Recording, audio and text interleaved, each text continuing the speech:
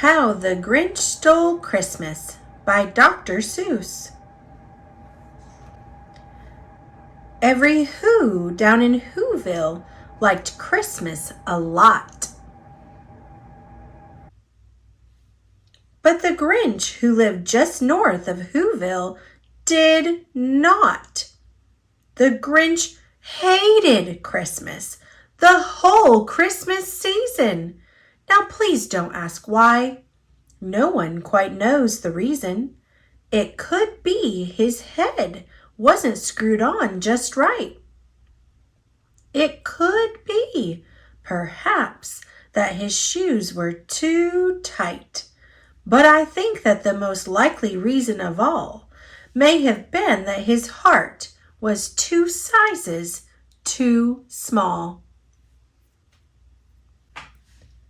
But whatever the reason, his heart or his shoes, he stood there on Christmas Eve, hating the Whos, staring down from his cave with a sour, grinchy frown at the warm-lighted windows below in their town. For he knew every Who down in Whoville beneath was busy now hanging a mistletoe wreath. And they're hanging their stockings, he snarled with a sneer. Tomorrow is Christmas. It's practically here. Then he growled with his Grinch fingers nervously drumming, I must find a way to stop Christmas from coming. For tomorrow, he knew. All the Who girls and boys would wake bright and early. They'd rush for their toys, and then, oh, the noise, oh, the noise, noise, noise, noise. That's one thing he hated, the noise, noise, noise. Then the Whos, young and old, would sit down to a feast, and they'd feast, and they'd feast, and they'd feast, feast, feast, feast. They would feast on Who pudding and rare Who roast beast, which was something the Grinch couldn't stand in the least. And then they'd do something he liked least of all. Every Who down in Whoville, the tall and the small, would stand close together with Christmas bells ringing. They'd stand hand in hand, and the Whos would start singing. They'd sing, and they'd sing, and they'd sing, sing, sing, sing. And the more the Grinch thought of this Who Christmas sing, the more the Grinch thought, I must stop this whole thing. Why, for 53 years, I've put up with it now. I must stop this Christmas from coming. But how? Then he got an idea. An awful idea. The Grinch got a wonderful, awful idea. I know just what to do. The Grinch laughed in his throat, and he made a quick Santa Claus hat and a coat, and he chuckled and clucked, what a great Grinchy trick.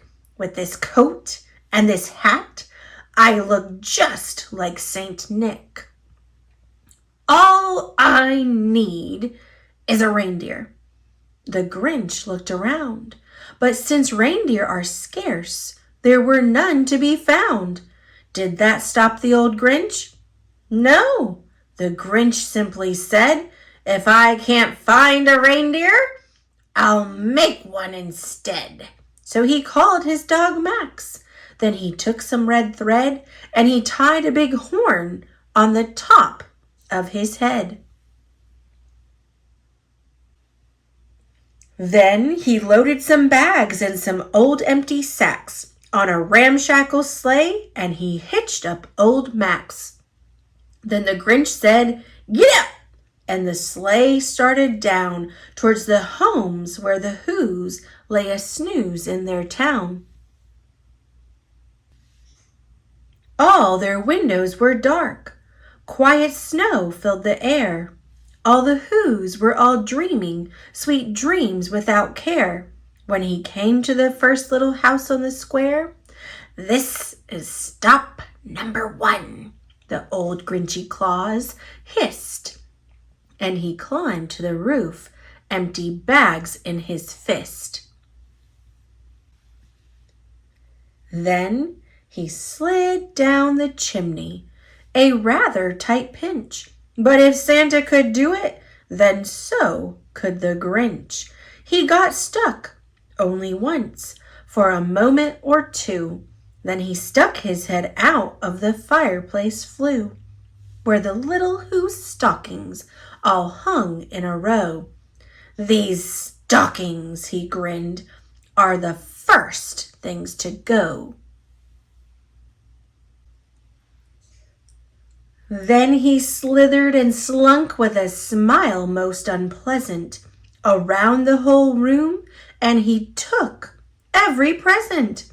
Pop guns and bicycles, roller skates, drums, checkerboards, tricycles, popcorn, and plums.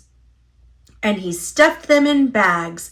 Then the Grinch very nimbly stuffed all the bags, one by one, up the chimbley. Then he slunk to the icebox. He took the Who's feast. He took the Who pudding. He took the roast beast. He cleaned out that icebox as quick as a flash. Why, that Grinch even took their last can of Who hash. And the Grinch grabbed the tree and he started to shove when he heard a small sound like the coo of a dove. He turned around fast and he saw a small Who, little Cindy Lou Who was not more than 2. The Grinch had been caught by this tiny Who daughter who'd got out of bed for a cup of cold water. She stared at the Grinch and said, "Santa Claus, why? Why are you taking our Christmas tree? Why?" But you know that old Grinch was so smart and so slick. He thought up a lie, and he thought it up quick. "Why, my sweet little tot," the fake Santa Claus lied, "there's a light on this tree that won't light on one side. So I'm taking it home to my workshop, my dear. I'll fix it up there, then I'll bring it back here." And his fib fooled the child. Then he patted her head, and he got her a drink, and he sent her to bed.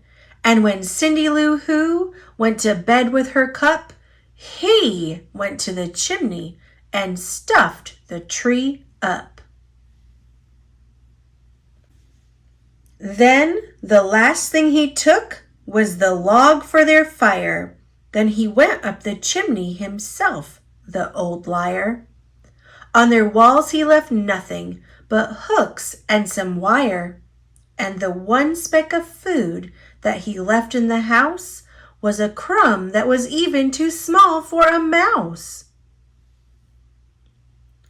Then he did the same thing to the other Who's houses, leaving crumbs much too small for the other Who's mouses. It was 1/4 dawn, all the Who's still abed, all the Who's still a snooze when he packed up his sled, packed it up with their presents, the ribbons, the wrappings, the tags and the tinsel, the trimmings, the trappings.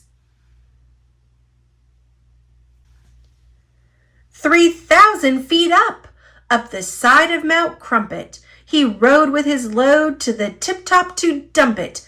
Pooh, pooh, to the Who's. He was the Grinchishly humming They're finding out now that no Christmas is coming. They're just waking up. I know just what they'll do. Their mouths will hang open a minute or two. Then the Who's down in Who-ville will all cry boo-hoo. That's a noise, grinned the Grinch, that I simply must hear. So he paused, and the Grinch put his hand to his ear, and he did hear a sound rising over the snow. It started in low, then it started to grow. But the sound wasn't sad. Why, this sounded merry. It couldn't be so, but it was merry, very. He stared down at Who-ville. The Grinch popped his eyes. Then he shook. What he saw was a shocking surprise. Every Who down in Who-ville, the tall and the small, was singing without any presents at all. He hadn't stopped Christmas from coming. It came. Somehow or other, it came just the same. And the Grinch, with his Grinch feet, ice cold in the snow, stood puzzling and puzzling. How could it be so? It came without ribbons. It came without tags. It came without packages, boxes, or bags. And he puzzled 3 hours till his puzzler was sore. Then the Grinch thought of something he hadn't before.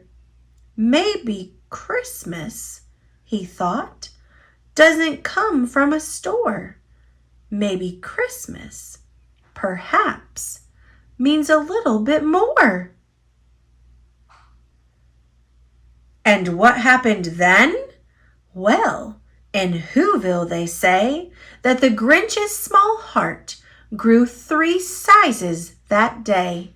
And the minute his heart didn't feel quite so tight, he whizzed with his load through the bright morning light, and he brought back the toys and the food for the feast.